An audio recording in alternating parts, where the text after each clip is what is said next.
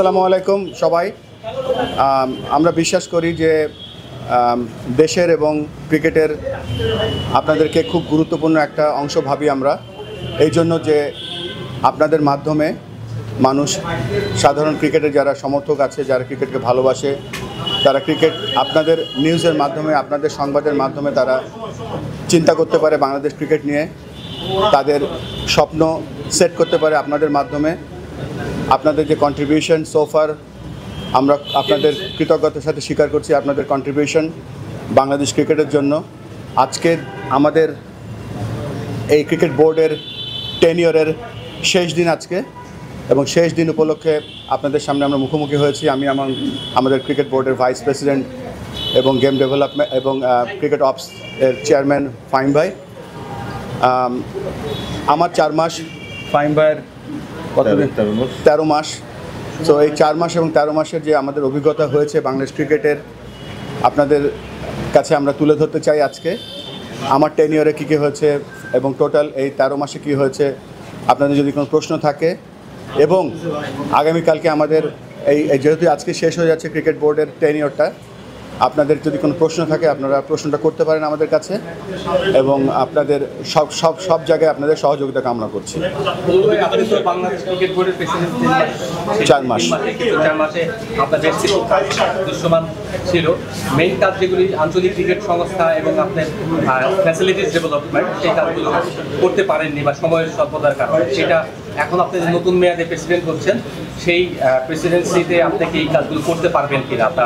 আমি প্রথমে আপনার প্রশ্নটা একটু ঠিক করে নিচ্ছি। আমি ডিরেক্টর হিসেবে নির্বাচন করছি, এবং ডিরেক্টর নির্বাচন করার পরে আমার পরবর্তী পদক্ষেপ কী হবে, যারা ক্রিকেট বোর্ডের যারা পরিচালক হবে, পরিচালনা পরিষদ হবে, তাদের উপর নির্ভর করছে অনেক কিছু।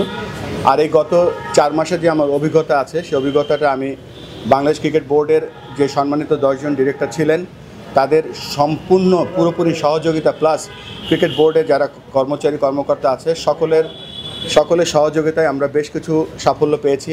এর মধ্যে একটা সাফল্য বলতে পারেন, বাংলাদেশ জাতীয় দল, ছেলেদের জাতীয় দল T20 4টা টানা সিরিজ জিতেছে। আমরা দুর্ভাগ্যবশত এশিয়া কাপের ফাইনাল যেতে পারিনি। আমাদের মেয়েদের দল প্রস্তুতি নিয়ে বিশ্বকাপ খেলা শুরু করেছে। আমাদের আন্ডার-19 জিম্বাবুয়েতে ট্রাই নেশন চ্যাম্পিয়ন হয়েছে। আমাদের হাই পারফরমেন্স দল এ দল অস্ট্রেলিয়া খেলে এসেছে। সব কিছু মিলিয়ে ক্রিকেট অপারেশনসটা আমার সাথে ফাহিম ভাই আছে, তিনি আরও ভালো বলতে পারবে আমার থেকে। সেটা একটা সাফল্য। আরেকটা সাফল্য যেটা হচ্ছে যে বাংলাদেশ ক্রিকেটের অ্যাকচুয়ালি স্ট্রেংথটা কী, আমরা যখন প্ল্যান করলাম ট্রিপল সেঞ্চুরি প্রোগ্রামের মাধ্যমে যে ক্রিকেটকে ডিসেন্ট্রালাইজ করলে কী হতে পারে, তার ছোট্ট কিছু আমরা নমুনা পেয়েছি। 1 নম্বরে হচ্ছে যে আমরা চিটাগংয়ের যে 11টা জেলা, সেই 11টা জেলা নিয়ে আমরা একটা আঞ্চলিক ইভেন্ট করতে পেরেছি। সেখানে সেটা সাফল্য আমরা অনেক পেয়েছি। সেটা ছিল ওয়ান অফ টেস্ট কেস। আমরা অনূর্ধ্ব 16 এবং 19-এর আমরা রাজশাহী বিভাগ নিয়ে একটা ইভেন্ট করেছি। আমরা যে 64টা জেলার প্রায় অর্ধেক কোচদেরকে আমরা অলরেডি নতুনভাবে গেম ডেভেলপমেন্ট ডিপার্টমেন্টের মাধ্যমে আমরা তাদেরকে আপগ্রেড করেছি। আমরা লেভেল 3 বাংলাদেশ ইতিহাসে কখনো হয়নি, লেভেল 3 একটা কোচিং কোর্স করিয়েছি। আমরা সাইমন টাফলের মতন বড় আম্পায়ার প্রশিক্ষক নিয়ে এসেছি আমরা এখানে ক্রিকেট আম্পায়ারদের উন্নয়ন করার জন্য। আমরা ম্যাচ রেফারি উন্নয়ন করছি। আমরা টনি হেমিংসকে নিয়েছি এখানে গ্রাউন্ডস ডেভেলপমেন্ট করার জন্য। আমরা কিউরেটরদের জন্য একটা কোর্স করেছি। সবথেকে ইম্পর্টেন্ট যে আপনারা জানেন যে ক্যাটাগরি 3-তে যেই সংস্থাগুলো আছে তাদের জন্য একটা লেভেল A কোচিং কোর্স করিয়েছি আমরা। তো ওভারঅল আমরা যে 10 জন ক্রিকেট বোর্ডের ডিরেক্টর ছিলাম, আমরা 10 জন ক্রিকেট বোর্ডের ডিরেক্টর মিলে এই কাজগুলো করেছি, এবং এই কাজগুলো করার মাধ্যমে আমাদের কাছে মনে হচ্ছে যে আমাদের যে সম্ভাবনা এটা অসীম। আমরা এখন কিন্তু শুধুমাত্র ঢাকা ক্লাব ক্রিকেট নিয়ে আমরা অনেক ব্যস্ত ছিলাম, এবং সেটা নিয়ে আমরা থাকবো। সাথে সাথে দেশের ক্রিকেটকে আমরা একেবারে জানি। দেখেন, জেলার থেকে যারা আসছে আমরা হয়তো তাদেরকে বলি যে জেলার কাউন্সিলর, আমরা কাউন্সিলর নামটা সরিয়ে বলবো তারা হচ্ছে জেলার প্রেসিডেন্ট, এবং সেই প্রেসিডেন্টের মাধ্যমে আমরা জেলার উপজেলায় প্রত্যন্ত অঞ্চলে ক্রিকেট কীভাবে ছড়িয়ে দিতে পারি সেই চেষ্টাটাই আমাদের মূল থাকবে।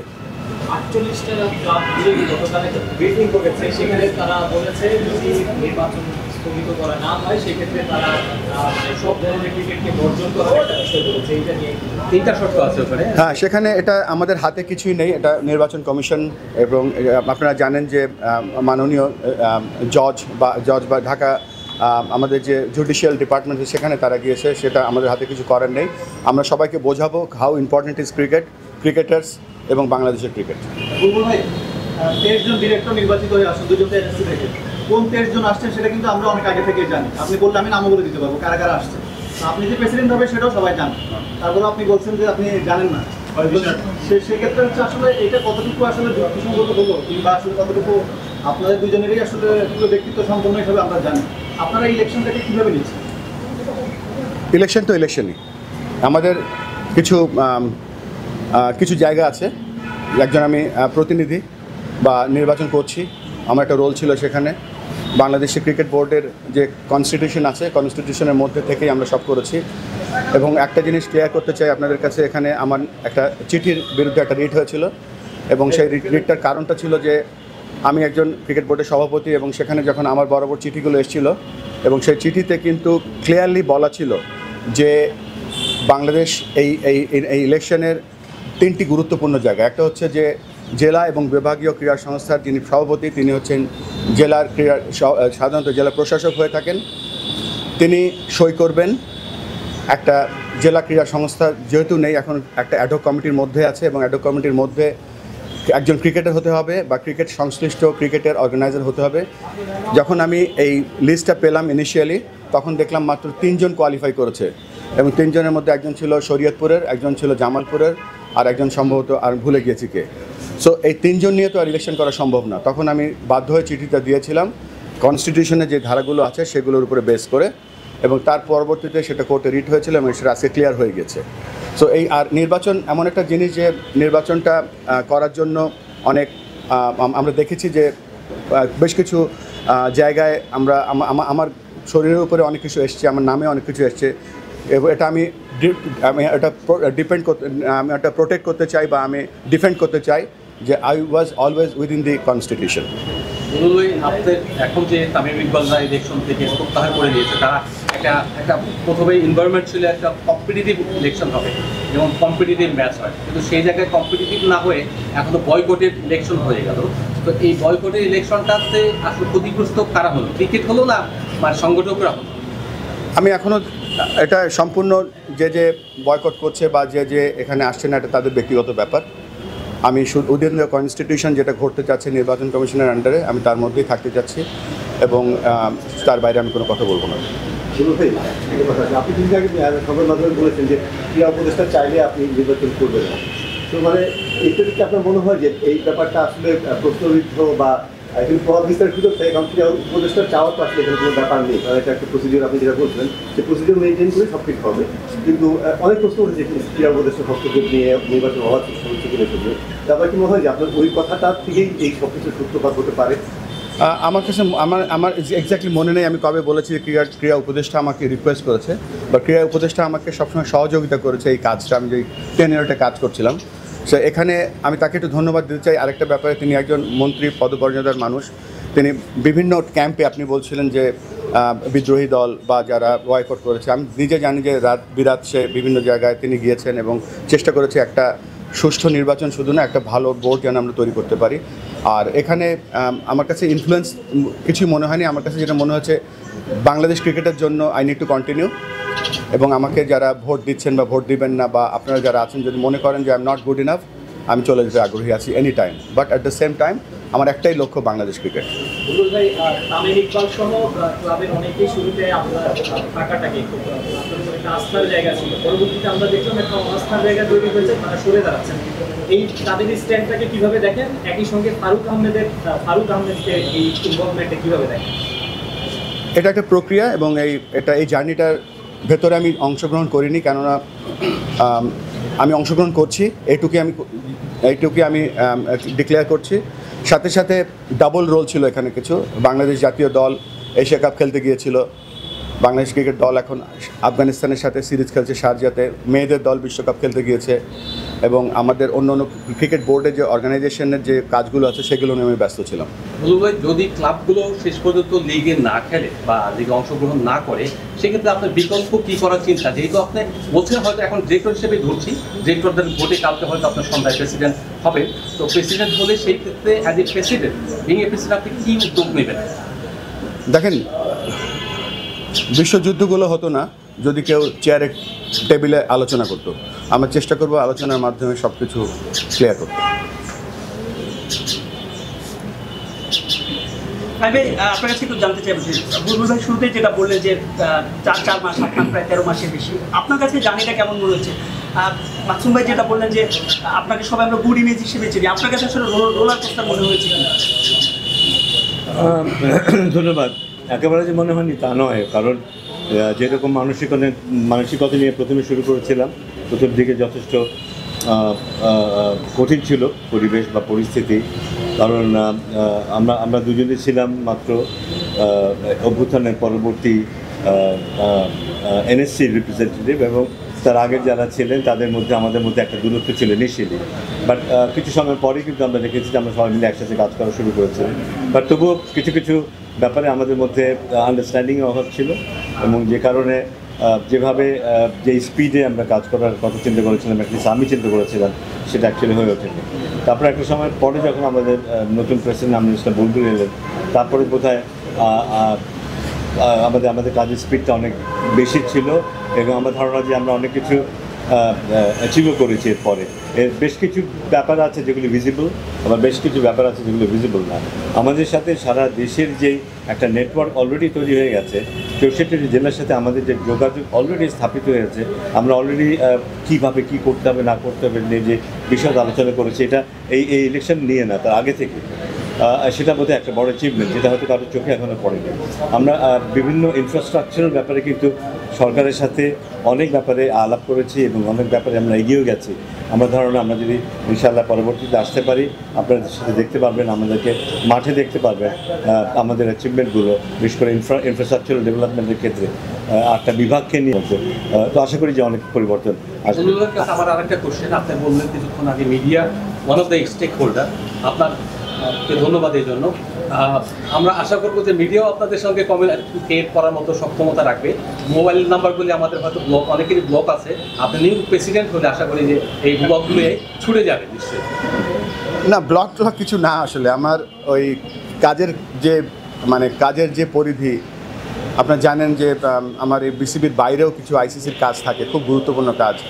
এসিসিতে ওরা আমাকে ডেভেলপমেন্টের চেয়ারম্যান বানিয়েছে। ইনফ্যাক্ট 24 ঘন্টা, যদি আমি আশা করব দিনটা যদি 30-32 ঘন্টা হতো তাহলে আমার জন্য ভালো হতো, কাজের পরিধি, কাজের চাপ এমন। আর আরেকটা ব্যাপার আমার শেয়ার করা উচিত, এই প্রথম আমি কোনো নির্বাচনে অংশগ্রহণ করছি, এবং এই নির্বাচন করতে গিয়ে আমি ঢাকা বিভাগের জন্য প্রতিনিধি হিসেবে চেষ্টা করছি। আমি অনেক কিছু আবিষ্কার করেছি এই জন্য, ভোট চাওয়ার জন্য। আমার কাছে মনে হচ্ছে যে এই যে 17টা জেলায়, আপনি চিন্তা করেন যে নিউজিল্যান্ডে মাত্র 5 মিলিয়ন লোক, আমাদের ঢাকা বিভাগে 5 মিলিয়নের থেকে অনেক বেশি লোক থাকে। আমরা যদি সত্যিকার ক্রিকেট আমরা উন্নয়ন করতে পারি, এই ঢাকার 17টা জেলায়, একটা জেলা আছে কিশোরগঞ্জ, এবং এই কিশোরগঞ্জ জেলায় এই ক্রিকেট বোর্ডের ভোট চাইতে গিয়ে দেখলাম যে তারা যেভাবে ক্রিকেট নিয়ে আগাচ্ছে, তাদের যে স্বপ্ন, তাদের যে পরিকল্পনা, এটা যদি আর 16টা জেলায় আমরা ছড়িয়ে দিতে পারি, পরবর্তীতে 64 জেলায় ছড়িয়ে দিতে পারি, আমাদের ক্রিকেটের স্ট্রেংথ তো আমরা এখনও জানি না। আমরা তো ছোট্ট জায়গা নিয়ে ব্যস্ত ছিলাম, কিন্তু বাংলাদেশ ক্রিকেট বোর্ডের যে স্ট্রেংথ কত, বাংলাদেশ ক্রিকেট বোর্ডের কমার্শিয়াল, ফাইন্যান্স, গভর্নেন্স, যুব উন্নয়ন, ক্রিকেট, এটা যে কত বড় সম্ভাবনা আছে আমি ইলেকশন করতে গিয়ে শিখেছি। তো আমরা সবসময় আপনাদের পাশে চাইবো, এবং এটাও চাইবো যে আপনারা আমাদেরকে গঠনমূলক সমালোচনা করেন, সো দ্যাট আমরা আমাদের ইমপ্রুভমেন্টস এরিয়াগুলো পাই। যেমন আমরা ক্রিকেটারদের সাথে আমরা একটা শেয়ার অ্যান্ড কেয়ার প্রোগ্রাম করে জানতে পেরেছিলাম যে অ্যাকচুয়ালি ক্রিকেটারদের কী নিড। আমরা তাদেরকে কোনো বায়োমেকানিক্যাল সাপোর্ট দিতে পারি না, প্রপার রিহ্যাব সাপোর্ট দিতে পারি না, আমরা স্পোর্টস সায়েন্সের কোনো কিছু করতে পারি না। অনেক সময় আমরা তাদের কাছে এক্সপেকটেশনটা মনে হয় অনেক বেশি চাই। সেই রকমই আপনারা যদি আমাদের সমস্যাগুলো আমাদের সামনে বলেন প্রপারলি, আমরা আশা করব যে আমরা আমাদের উন্নয়নে বা আমাদের ডেভেলপমেন্টে আপনার একটা বড় অংশ হবেন। আর এই ইলেকশনটা, কালকে হয়তো আমাদের ইলেকশন হবে, let's see, hope for the best. অনেকে অলরেডি অনেক কিছু প্রেডিক্ট করছেন, বাট একটা ছোট্ট জিনিস নিয়ে আমরা এগোচ্ছি। তবে এটা ঠিক, আপনাদের সময়, আপনাদের কন্ট্রিবিউশন, আপনাদের সমালোচনা, আপনাদের উৎসাহ আমাদের পাথে হয়ে থাকবে। আমরা কি সমালোচনা করতে পারবো? নাম্বারগুলি ব্লক তুলবেন আপনি একটু দয়া করে। না, সমালোচনা নাম্বার তো ব্লক বলা যাবে না, এখানে অনেক সময় অনেকের নাম্বার যায় না, ইম্পসিবল। এটা তো ব্লক আপনার ইম্পর্টেন্ট পার্ট। আপনারা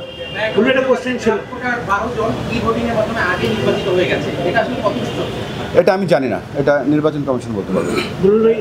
ঘুরে ফিরে নির্বাচন নিয়ে কথা হচ্ছে, তো আপনি প্রথম অংশ নিচ্ছেন, এই নির্বাচনটা আসলে আপনি কেমন চেয়েছিলেন ব্যক্তিগতভাবে, আর শেষ পর্যন্ত যা হচ্ছে নির্বাচন নিয়ে এটা আসলে আপনি কিভাবে ব্যাখ্যা করবেন? ওই যে প্রথম সব কিছুর প্রথম তো আমি নিজেও শিখছি প্রত্যেকটা দিন। আমি একটা জিনিস শিখেছি যে প্রত্যেকটা ঘন্টা চেঞ্জ হয়, মানে 1 ঘন্টা পর পর সব কিছু চেঞ্জ হয়ে যায়। তো এখনও ভোট তো এখনও প্রায় 20 ঘন্টা বাকি আছে, দেখি কি হয়। একটু সরাসরি বলতে বলুন, এই ভোটটা কি আইডিয়াল হচ্ছে আপনার কাছে, হ্যাঁ অথবা না, যদি বলতে বলুন। আইডিয়াল ভোট হচ্ছে কিনা এটা নির্বাচন কমিশন বলতে পারবে। ভোটে তো আপস অ্যান্ড ডাউন থাকবেই, এবং এটা আমার জন্য প্রথম হয়তো ভাবছি এটাই হয়তো নর্মাল। স্যারের কাছে একটা প্রশ্ন, ক্রিকেট অপারেশনের চেয়ারম্যান সাফল্য পাচ্ছে দল, আজকে আপনাদের শেষ দিন, আবার আজকে হোয়াইট ওয়াশ করা একটা হাত ছেলে আপনাদের, নিশ্চয়ই স্বস্তির একটা বিদায় বলা যায় এই টার্ম থেকে। না অবশ্যই, কারণ এটা খুব সবচাইতে জরুরি ব্যাপার হচ্ছে যে আমাদের ছেলেরা এবং মেয়েরা ইন্টারন্যাশনালি কেমন ক্রিকেট খেলছে, এটা কিন্তু আলটিমেটলি সবচেয়ে ইম্পর্টেন্ট। বাট থ্যাঙ্কফুলি প্রেসিডেন্ট যেটা বললো যে আমরা আসলে ওদেরকে তেমন মডার্ন কিছুই দিতে পারি না, তারপরেও ওরা যে এরকম পারফর্ম করছে এবং ছেলেরা বেশ কনসিস্টেন্টলি পারফর্ম করছে রিসেন্টলি, এটা খুব স্বস্তির। আশা করবো যে কন্টিনিউ করতে পারবে। আজকের ম্যাচটা খুব গুরুত্বপূর্ণ, কারণ 2টো ম্যাচ জিতেছে। আমরা সবসময় বলি যে আমাদের কনসিস্টেন্সির একটু অভাব থাকে, যদি আজকের ম্যাচটা জিততে পারে তাহলে একটু ধরে নিতে পারবো যে হ্যাঁ কনসিস্টেন্টলি পারফর্ম করছে। আমার এটা খুব গুরুত্বপূর্ণ হবে। হ্যাঁ, ডেফিনেটলি স্বস্তির ব্যাপার। বুলবুল ভাই, ক্যাপ্টেন একটা দলে সাবেক ক্যাপ্টেন থাকে বেশ কয়েকজন, মাহমুদুল্লাহ রিয়াদ যেমন ছিল, মুশফিকুর রহিম ছিল, এই সঙ্গে আপনি ছিল। আপনার দলের এরকম ক্যাপ্টেন আরও একজন আছে, যে প্রেসিডেন্ট ছিলেন রিসেন্ট ফার্স্টে, তো তিনিও হয়তো আসছেন বোর্ডে। তো সেই ক্ষেত্রে ক্যাপ্টেনদের মধ্যে ব্যালেন্সটা কেমন হবে? ক্যাপ্টেনটা তো মানে হয় কি, ক্যাপ্টেনদের তো পিক করে নেওয়া হয়। ক্যাপ্টেন তো বলতে পারেন না আমি কালকে থেকে ক্যাপ্টেন। সেই যোগ্যতা তাদের আছে, এবং সেই যোগ্যতার তাদের যে মাঠের পারফরমেন্স, একটা দল নিয়ে এগিয়ে যাওয়ার পারফরমেন্স, সেটা চেষ্টা করব ক্রিকেটের বাংলাদেশের উন্নয়নের পারফরমেন্সেও তাদেরকে শরিক করা। তবে এটা ঠিক, খেলা এবং অর্গানাইজেশন ম্যানেজ করা বা অ্যাডমিনিস্ট্রেশন গভর্নেন্স আন্ডারস্ট্যান্ড করা বা মুভ করা খুব কঠিন একটা কাজ। সব কাজ শিখতে হয় এবং আমরা শিখছি সবাই, এবং এটার এই পথে তাদেরকেও একটা পার্ট করতে চাই আমরা। আপনি তো 4 মাস দায়িত্বে ছিলেন, এই সময়টাতে আপনার নিজের চোখে মানে আপনার একটা অ্যাচিভমেন্ট এবং একটা ফেলিওর যদি আপনি বলেন তাহলে কী বলবেন? আপনার একটা অ্যাচিভমেন্ট এবং একটা অ্যাচিভমেন্ট যেটা বলি প্রথমেই, আমার কাছে মনে হচ্ছে যে দল কত ইম্পর্টেন্ট। প্রথমেই বলেছিলাম যে ডিরেক্টররা, দেখেন আমাদের ক্রিকেট বোর্ডের যারা ডিরেক্টর ছিলেন আছেন আজকে পর্যন্ত, যারা ক্রিকেট বোর্ডের কর্মকর্তা আছেন, সবাইকে নিয়ে এমনও দিন গিয়েছে যে 2 দিনের প্রিপারেশনে বড় বড় প্রোগ্রাম নামিয়ে দিয়েছি। সো আমার কাছে মনে হচ্ছে দল হিসেবে আমরা কাজ করতে পেরেছি, এটা আমার বড় সাফল্য। আর আমি ব্যর্থতা যদি বলতে হয়, আমার কাছে মনে হচ্ছে I need to develop my communication little more. Farooq আহমেদকে নিয়ে একজনের অস্বস্তি ছিল, আপনিও বিভিন্ন সময় বিভিন্ন প্রশ্ন তুলেছিলেন, এখন আবার উনি আসছেন, ওনার সঙ্গে কাজের পরিবেশটা কেমন হতে পারে, কি ভাবছেন? না, আশা করি ভালো, কারণ ক্রিকেট তো আমাদেরকে এই শিক্ষাটাই দেয়। আমরা দিন শেষে সবাই সবার সাথে হাত মেলে। আমার সাথে কয়েকদিন আগে একবার দেখা হয়েছিল এবং ওখানে আমরা হাত মিলিয়েছিলাম হাসি মুখে। আশা করি আমাদের সুসম্পর্ক থাকবে এবং আলটিমেটলি ক্রিকেটের জন্য আমরা কাজ করতে পারবো সবাই মিলে। যারাই আসুক, আমি জানি না কোনো কি আসছে বা কী আসছে, আমি আসছি কিনা, যারাই আসবে সবাই মিলে একসাথে কাজ করব। একসাথে কাজ করাটা বোধহয় খুব জরুরি। বাংলাদেশ জাতীয় দলের কথা যদি এখন বলি, আমাদের দলটাকে যদি আমরা তাকিয়ে দেখি, হয়তো মনে হতে পারে কিন্তু তেমন কোনো খেলোয়াড় নেই, কিন্তু ওরা কিন্তু ভালো পারফর্ম করছে অনলি বিকজ ওরা একসাথে আছে এবং একসাথে খেলছে। এই জন্য জাতিগত কোশ্চেন একবার কি ছিল যে সৌম্য সরকারের একটা ভিসা জটিলতা হয়েছিল, মানে আমরা দল থেকে বেশি দেরি করে ফেললাম কিনা, মানে আপনি যেহেতু এই জন্য আপনি না আমরা কিন্তু সময়মতে পাঠিয়েছিলাম। শুধু সৌম্য সরকার না, আমাদের নাইম শেখেরও ভিসাটা আসেনি, কিন্তু নাইম শেখেরও ভিসাটা আসলেই ও চলে যাবে। যেহেতু আজকে আমাদের লাস্ট T20 ম্যাচটা, সৌম্য সরকার আজকে গিয়ে আর কোনো লাভ নেই, ম্যাচের পরে গিয়ে লাভ নেই। আমরা কাল পর্যন্ত অপেক্ষা করেছি, কালকেও ওকে বলে রেখেছিলাম যদি ভিসা পেয়ে যায় কাল রাতেও যাবে, আজকে পৌঁছাবে। দলে যদি জায়গা নাও পায়, ড্রেসিং রুমে থাকবে, দলের সাথে থাকবে এবং দলের সাথে যেই একটা অ্যাটাচমেন্ট দরকার সেই জিনিসটা আমরা চেয়েছিলাম। সো আমাদের চেষ্টা ছিল। খুবই আনফর্চুনেট যে রিসেন্টলি ওখানকার ভিসা পাওয়ার জটিলতাটা এমন পর্যায়ে গেছে যে আগে থেকে নিশ্চিত হয়ে কিছু বলা যায় না। স্যার যেটা বলবেন যে ভিসা, কিন্তু নাইট শেখকে দেখা গেল মানে সে তো ওরেই গেছে সবশেষ 2023 সালে ইমন চ্যাম্পিয়ন্স ট্রফি স্কোয়াডে ছিল। ইমন শ্রীলঙ্কাতে 67 ইনিংসে খেলেছে, 28 ইনিংস আছে, একটা 13 রানের ইনিংস আছে। ও তো সেট আপে ছিল, ভালো করেছে, খেলেছে, অন্যদের তুলনায় ভালো করেছে। তাকে বাদ দেওয়ার কারণটা কি? মানে রিজন কি আছে আর এটা এটা নাইম শেখ কতদিন এসে গেছে? এটা অ্যাকচুয়ালি সিলেক্টরদের কল। এরা তো স্টেটে জিজ্ঞেস হলো একই কথা বলে। এটা সিলেক্ট না, এটা সিলেক্টরদের কল। এটা বুলভাইকে বলেছেন যে এটা স্টেটে কথা বলে। এটা সিলেক্টর, ক্যাপ্টেন, কোচ, এটা সবাই মিলে এই সিদ্ধান্তটা নেয়। আমার পক্ষ থেকে অ্যাকচুয়ালি এই বিষয়ে বলাটা কঠিন। Thank you thank you. এই প্রথম আপনারা নিজের থেকে বলেন থ্যাংক ইউ, আপনাকেও থ্যাংক ইউ। সেটা হচ্ছে 48টা ক্লাব, মানে ক্লাবগুলো যদি শেষ পর্যন্ত না আসে একটা ম্যাসিভ শূন্যতার জায়গা রয়েছে, সেটা নিয়ে অল্টারনেটিভ কিছু ভাবনা আছে কিনা? আর আপনি একটু আগে দুইবার বলেছেন যে তাদের সঙ্গে আলোচনার সুযোগ এখনো আছে, মানে আলোচনা করা হবে কিনা, কি হবে তারা তাদের বিকল্প নেই আসলে, ক্লাবের বিকল্প নেই এই মুহূর্তে, কেননা ক্লাবের অবদান অনস্বীকার্য, মানে আনবিলিভেবল কন্ট্রিবিউশন তাদের ক্রিকেটে আছে। তো অ্যাকচুয়াল তাদের রোলটা কি, ক্রিকেটের তাদের কতটুকু প্রয়োজনীয়তা আছে, তারা কতটুকু কন্ট্রিবিউশন করতে পারে বাংলাদেশ ক্রিকেটে, সেটা আমরা তুলে ধরবো এবং চেষ্টা করব তাদেরকে ম্যানেজ করার। এবং ঘুরে ফিরে তো আমরা একটা সমাজেরই লোক, হয়তো আমরা পারবো ইনশাল্লাহ। লাস্ট একটা কোশ্চেন, আপনার প্লেইং ক্যারিয়ারে তো অনেক বড় বড় বোলারদের এগেইনস্টে খেলেছেন, ওয়াসিম আকরাম, অ্যামরোজ, ম্যাগরা। সেই সময় ওদের বল ফিক্স করা আর এখন বিসিবিতে 4 মাস কাজ করে এবং নির্বাচনে যেই বাউন্সারগুলো পাচ্ছেন, কোনটা খেলা সহজ আসলে ছিল বা আছে? ওইটা তো একটা টেকনিক থাকে, ধরেন টেকনিক থাকে, তারপরে আপনি একটার বেশি দুটো বাউন্সার দিতে পারবেন না, তারপরে আপনি নো বল করতে পারবেন না। এখানে অনেক নো বল হয়ে গেছে, অনেক কিছু বিমার এসছে, নো বল ধরা হয়নি।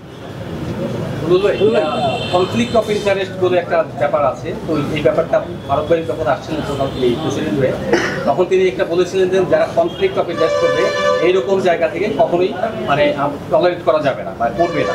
তো যে কারণে মধুসূদন ভাই চলে গিয়েছিলেন এখান থেকে।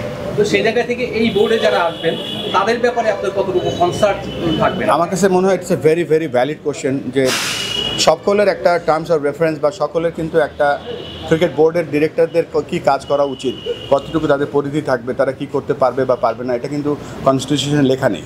বাট আমরা লেখার আগ পর্যন্ত একটা অলিখিত নিয়ম করে নেব এবং সকলকে সেখানে সই করিয়ে নিব, যাতে এই কনফ্লিক্ট অফ ইন্টারেস্ট ব্যাপারটা না থাকে।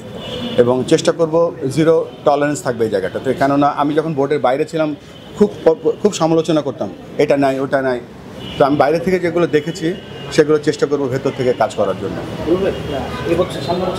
শেষ বিশ্বকাপের আগে এনসিএল টি-টোয়েন্টিটা কতখানি গুরুত্বপূর্ণ ছিল এবং বিপিএলকে ঘিরে আপনাদের পরিকল্পনাটা কি?